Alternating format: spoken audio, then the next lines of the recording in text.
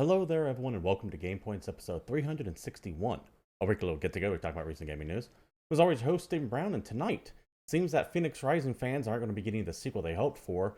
Mortal Kombat gets a couple of new guest characters, which we all knew were coming, and Tencent gobbles up yet another company. Boo. But before we get into all that, I want everyone here to know this is an audience interactive podcast. So if you're watching live here at Twitch TV/GamePoints, or later over at any myriad of video hosting platforms, be they YouTube, BitChute, Rumble, etc., feel free to join in the conversation with any questions, comments, concerns. Just try to keep them germane to the topics on hand. I do want to know what you all think out there, to know if I'm actually out on a ledge with some of these takes or if I'm dead on. Please let me know your feelings down below. And of course, if you like what you see here, you know what streamers want: likes, bits, subs, all that good stuff. Let's go ahead and move on to the very first story here via Video Game Chronicle. The link to this and all the stories we will talk about will be provided down below or over our Discord server if you want to go join that group there and be a part of the greater GamePoints community. First up, sources say Ubisoft has canceled its Immortals Fenyx Rising sequel. That's a shame, actually, because I liked Immortals Fenyx Rising. It very was clearly inspired by Breath of the Wild. There's no denying that at all whatsoever. But I thought it was a fun little game. I wanted to see where they would have gone with it next. There were rumors that they might have started tacking on other pantheons as well, going past Greek. I think Polynesia was one of the rumored settings, but it seems that with financial woes hitting everyone, Ubisoft's going to try to tighten the belt a little bit and start dumping all their non-extremely profitable franchises, meaning that Immortals is sadly getting the cut. To the article itself. Ubisoft has canceled plans for a sequel to 2020's mythological open-world adventure game, Immortals Fenyx Rising. That's according to multiple development sources who told VGC anonymously that a follow-up game was in early development at Ubisoft Quebec, but the company leadership ultimately decided to cancel it earlier this month due to perceived challenges around establishing the IP. It didn't help that out the gate it was supposed to be called Gods and Monsters at one time, and then Monster Energy Drink tried suing, so this game had troubles even before the first title was revealed. Moving on. Ubisoft's intention was to grow Immortals into a franchise, with journalist Jeff Grubb reporting last year that it intended to explore different mythologies other than Greece with future games, such as Hawaiian Polynesian myths. There's where that rumor came from. Sources told Video Game Chronicle plans for Immortals were cast into doubt after the company decided to pivot toward its most prominent brands. In January, Ubisoft said it had canceled 3 unannounced games, not including this one, and was planning to strengthen its focus on its biggest IPs and live services following weaker than expected software sales over the holiday season. It's that time of year, folks. And by time, I don't even mean time of year, it's just that time. The ongoing economic malaise has been a topic on this show for quite a while now. I know everyone seems to think everything's doing hunky-dory in some cases, but it's really not. Take a look at stocks. While it's all being propped up by only a handful of major tech companies out there, everyone else seems to be dropping. And it feels likely that there's going to be a recession sometime in third quarter. At least that is what the financial sector news is signaling. Inflation still is not going anywhere, or not going down. If anything, it's staying kind of pegged where it's at. And they keep ramping up interest hikes, which means companies aren't going to have as much cash on hand, which means they're going to start making cuts, which is why you're seeing so many layoffs, even at these supposedly profitable, bigger tech companies like Google, Microsoft, etc. It's also why you're seeing so many mergers and acquisitions. Companies are trying to find a buyer to pick them up while the getting is good. More on one of those later. Ubisoft is no different. They've been having problems for the past few years. To say that they have had a successful run lately, it would be horrendously incorrect. Their Assassin's Creed games are doing well, but everything else seems to be falling by the wayside, which is why they're pivoting so hard into live services. It really does feel like the moves of a company desperate to at least turn a profit somewhere. And that's also why you're getting the axe on all their extraneous stuff here. No more toys to life things, for example, like Starlink was. I personally still think Ubisoft is for sale, but I don't think anyone's willing to buy them because they're such a bloated development team. They have studios spread all across the goddamn globe, and with that comes a massive cost and overhead. And regardless of how valuable your IPs are, when you have to operate and pay for studios in Canada, Shanghai, all over Europe, in San Francisco, it adds up pretty goddamn quick. They are one of the, if just on paper, if you would ask me, they're one of the most bloated companies out there. So, once again, this is pure speculation. I do think they're trying to sell, but who the hell is going to buy all that? It's overcosted. Not without a massive reduction in studios and headcount, which is why I get the distinct feeling that when these projects are getting canceled, their teams are getting folded into other games. And once those games launch, come later this year with Assassin's Creed Mirage specifically, you're going to see a massive wave of layoffs. They'll keep the people on until Assassin's Creed Mirage is finished or close to being finished, and then they will start cutting fat rapidly. The Assassin's Creed games have already expanded to an obscene amount of talent working on them. I think the last one had something like just slightly under 1,000 people working on it. And this next one's starting to dip its toe into live service stuff, and live service games always need more content. Always. That's how the live service game works. Which is one of the reasons why so many developers get burnt out doing it, because it is a never-ending job. There's no, we're finished with this project, move on to the next. When you start a live service game, you win it. And if it ever stops, that's because that game failed. That said, that's why I think there'll be a massive round of layoffs, because once they get that going, and I doubt this is going to be anywhere near as successful as they are hoping it is, but you can imagine they have a lot of the extra people on to kind of polish it up in as good of a state they can for launch. Those people suddenly become redundant. You can maintain a game with a smaller team than you can develop one. And that's why I think layoffs are imminent for Ubisoft. I expect major headcount reductions to be happening before the end of the year there. So, not to sound like a broken record, but if you work at Ubisoft or just in any game dev in general, please update your resumes, touch things up, put some extra money away in savings if you can, and be prepared for what I feel is the inevitable. Let me know what you guys think down below, though, of course. Moving on, Mortal Kombat, the venerable fighting game franchise, is adding some more guest characters. Guest characters have been a thing in the series for the past couple iterations of it.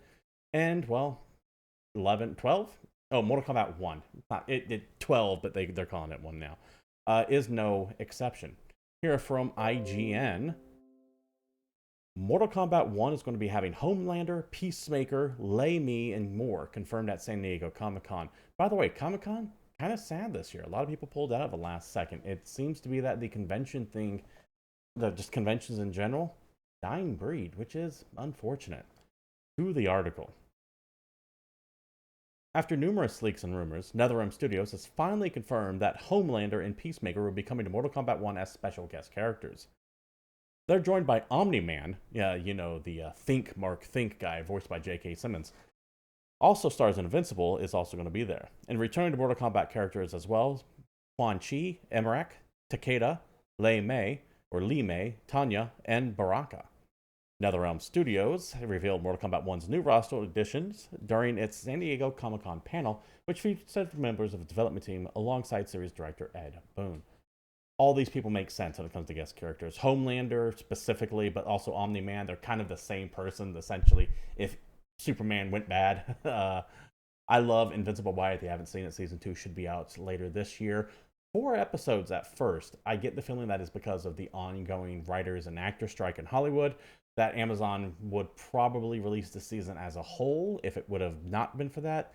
But since we don't know if they're actually going to have content next year, they're breaking these seasons up into as many things as they can. I wouldn't even be surprised if it goes 4, 4, and 4. Who knows? We'll see. And of course, Peacemaker being the James Gunn HBO TV series featuring, well, Peacemaker from the Suicide Squad, once again, makes sense in a Mortal Kombat with its over-the-top violence. I am not a fighting game person. But I've always appreciated Mortal Kombat and their ability to nab rather beloved franchises to add to here. They've had, I think they've had Terminator. I know they've had the Xenomorph from Alien. I know they've had Predator. I think they even had Freddy and Jason in there at one time. I could be wrong in that. I could be getting confused with another one.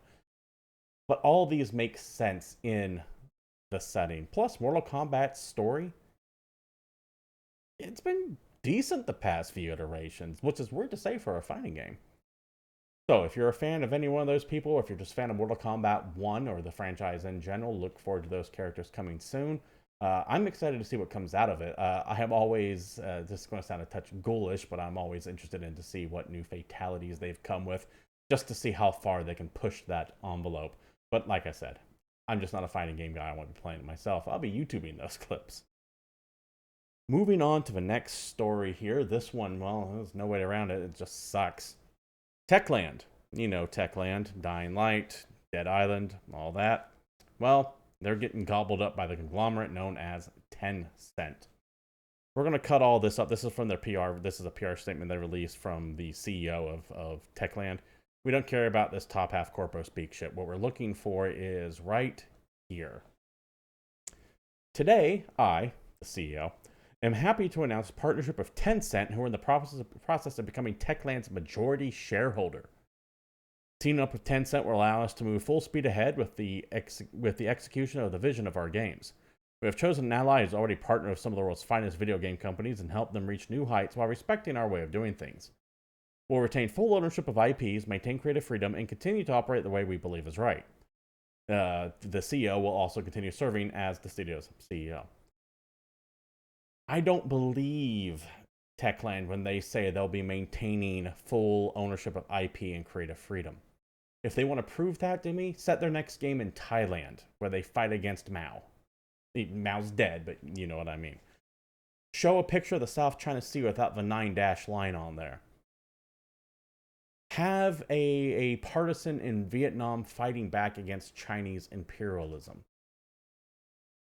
Let's actually put your money where your mouth is, Techland, and see how far your new owners are going to let you get away with that shit, considering that every Chinese corporation of the size of Tencent is essentially an arm of the CCP. As for how much they own of Tencent now, well, it's not 100%. An Austrian business file, the Federal Competition Authority, I'm assuming that's Austria's version of the FTC, I can't be certain though, has a little bit more details that the press release did not go into, specifically saying that Tencent owns 67% of shares in Techland. 2/3 of the company, essentially. Tencent Holdings Limited in the Cayman Islands, of course, intends to indirectly acquire via wholly owned subsidiary Proxima Beta Europe BV, the Netherlands, approximately 67% of shares in and joint control over Techland SA Poland. It's a lot of techno babble. It's a lot of corpo speak for saying they own 2/3 of the company. I hate this. I actively loathe this. I have been anti-Tencent for better on a decade now, it seems, and this thing only continues to get bigger and bigger and bigger, to the point where people just don't talk about it anymore, because it's just assumed that Tencent will eventually buy you. I would sooner any other company out there, other than maybe the Saudi Arabian Public Investment Fund, pick up Tencent. I'd rather Microsoft fucking pick those up, Sony, just anyone. But fucking Tencent. And I know that if you go back to their press statement here, they say that they're going to be retaining full ownership of IPs. That I do believe. But creative freedom, no. No way.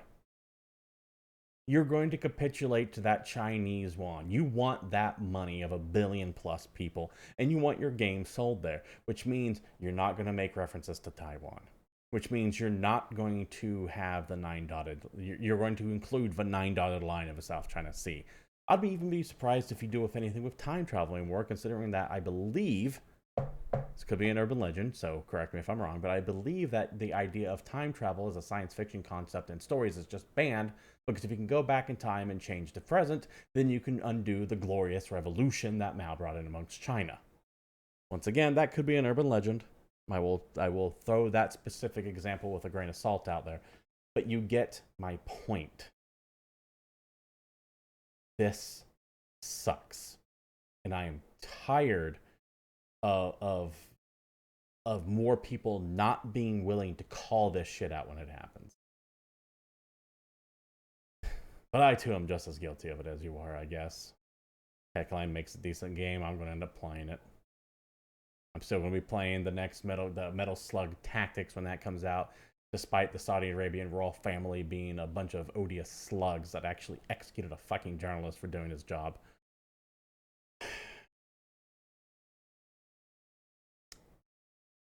It is what it is.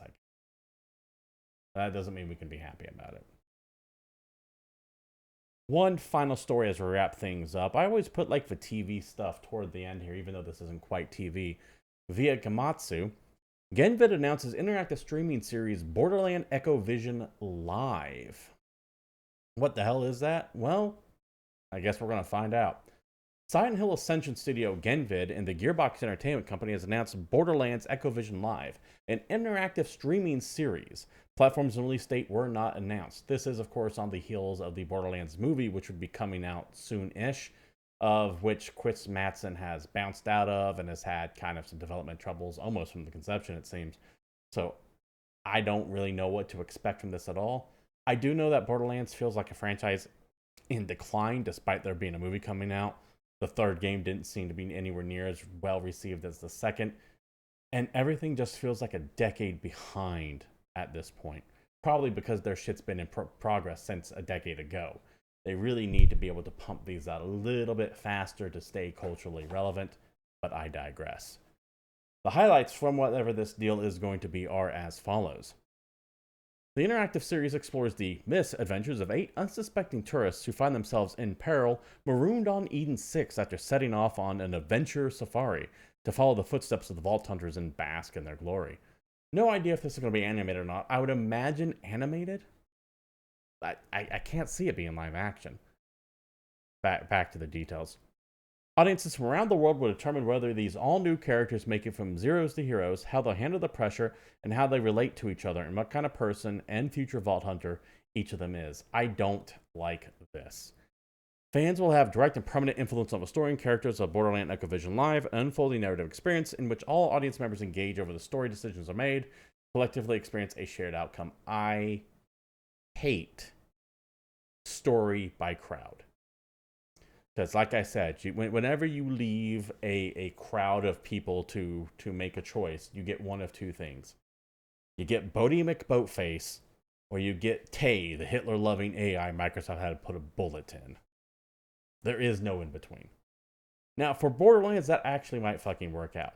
Especially if you rate limit their choices by going, you get to pick from A or B. You don't just get to pick something random. In which case, then, you can Mass Effect it. And what I mean by that is, you have a massive branching out narrative where you can pick this, this, this, and this, and this. But at the end of the day, it all comes down to what color do you pick, red or blue. So it kind of goes out like this and then comes back in at the end. That's how I expect this to play out. That's also how I'm expecting Silent Hill Ascension to play out, which is the other thing that Genvid here is doing. And while I love Silent Hill, we all love Silent Hill 2. I love the first one as well. And they kind of got a little progressive as it went on. This crowd-led story thing, I hate it. I loathe this shit. Just have the balls to tell me a story. Please. Get your shit together and tell me a tight, focused narrative rather than whatever the hell this is. Now, it's Borderlands. Okay, cool. If there is a franchise that can kind of get away with it, it is Borderlands, especially since the antagonists of Borderlands 3 were, for the most part, YouTube content creators anyways, playing to the crowd. So this kind of does fit the theme a little bit. I just have zero interest in a story that they're going to pick directions that I know I would not go in. That's just me. Let me know what you think down below. And that's it. A little bit of a short week for news, but we're still kind of in those holiday or midsummer doldrums where all the good shit's coming out, but nothing is being announced because we're still ramping up to all the good stuff like Starfield, Baldur's Gate 3, Call of Duty, etc. So that does it. Thank you all for showing up. This has been GamePoints, episode 361. I do stream this live every Tuesday at twitch.tv/GamePoints if you want to come on by and say hi and join the conversation. If you can't, check us out over on YouTube, Rumble, BitChute, all that good stuff. There's Discord you can join if you want to be part of the greater GamePoints community. You can follow myself on Twitter at CapitalistPig21, and you can join our Discord, which I think I said already. I do stream live here Mondays, Wednesdays, and Thursdays, currently working my way through Miasma Chronicles. So if you like strategy games, come on by. I tend to play a lot of them. Same with horror and a whole bunch of indie stuff as well. Thank you all for joining. If you like what you saw here, follow, share, subscribe, all that good stuff, the typical rigmarole. And until next week, I'm out of here.